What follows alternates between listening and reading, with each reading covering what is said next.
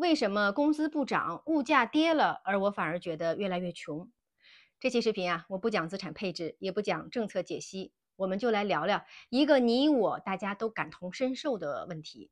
不是说通缩了吗？东西便宜了呀，那为啥我们手里的钱反而越来越不够花了？今天呢，我想和你讲讲这背后的深层逻辑。我们先来说第一个关键点啊，你感受到的穷其实是流动性在消失。什么意思？比如以前呢，你每个月工资一发下来呀，能自由支配的还有个5000到8000，现在呢，房贷、孩子、父母、保险、日常开销一扣完，账户一看只剩个2、3000了。哪怕你工资没变，但是你能动的钱少了，那你就会感到自己穷了。而在类通缩的周期下，企业不涨薪甚至裁员，个人不敢消费，反而在攒钱，钱不流通，经济遇冷，大家更不敢花钱，于是就感受到更穷了，这叫做流动性坍塌。第二个原因呢，是资产性收入没了，反而在拖你后腿。举个例子啊，你以前呢有钱买了房子，想着可以把它出租，结果现在没人租了，你买的股票在跌，基金在套，甚至还得加仓补坑。你爸妈当年买的理财产品，一年到期，现在还亏了本金。以前呢，大家可以靠资产赚钱，现在呢，很多人是在靠工资供资产，所以反过来变成了压力源。所以呢，你觉得自己不只是没赚到，反而是被套了。第三个真相啊，穷的不是价格，而是机会。我们小时候穷呢，但你没觉得焦虑，因为有盼头。你知道拼一把有可能翻盘，存款有利息，股票还能涨，房子能升值。但是现在呢，信息过剩，机会过载，但大部分机会啊，都不是给普通人准备的。不是没东西可做，而是你投入一圈之后发现，跑腿儿赚钱太辛苦，副业太卷，没有门槛，知识付费被割了好几轮，也没学到结果，投资理财学了一大堆，最后也不敢下场。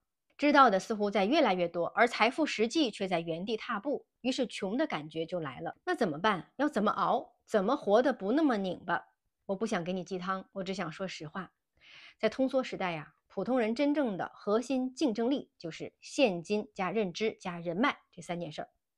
第一步要保住现金流，什么意思？不管你现在工资有多少，一定要先做出第一稳定的收入来源。哪怕你要做兼职，哪怕你觉得这件事情不太体面，哪怕只能让你有基础的社保都可以。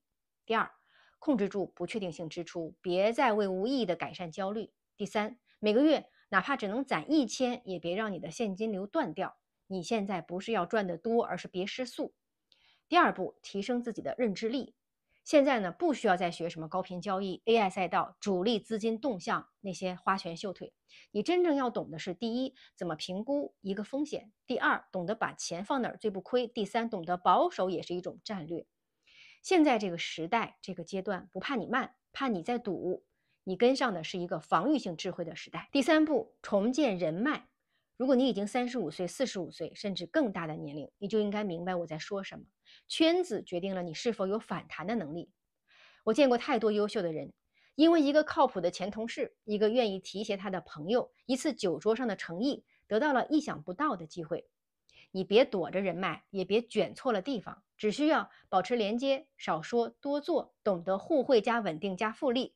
这个时代需要的不是孤胆英雄，而是彼此托举的现实主义。最后，我想讲一句啊，我这2年体会最深的话：你不是越来越穷，是你开始看清了什么是真正的富有。